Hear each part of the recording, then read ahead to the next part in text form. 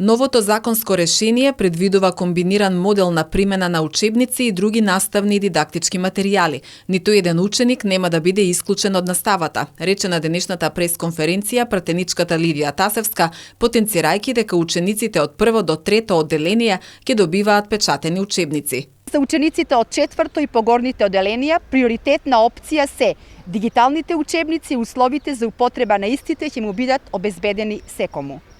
Она што ќе го нема се милионски тендери за печатење на учебници, од кои со години профитираше претходната власт.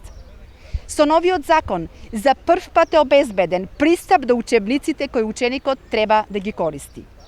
За учениците кои се од социјално загрозени семејства и немаат уреди за учење со дигитални учебници, како и за учениците кои поради попреченост имаат потреба од уреди и помошна технологија, училиштето е должно да обезбеди услови за секој ученик да има пристап до употреба на учебник.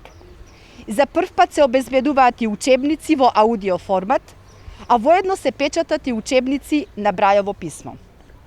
Со новиот закон се става крај на неквалитетните учебници, кои уништуваа генерации ученици, учебници кои беа полни со дискриминаторски содржини, стереотипи, говор на омраза, поделба и тој не смее да биде причина за бојкот на наставата.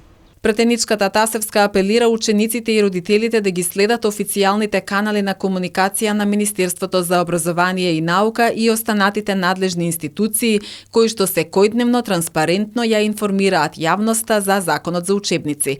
Владата и надлежните институции остануваат посветени на создавање на современ образовен систем, каде што ученикот ќе биде ставен на прво место, рече Тасевска.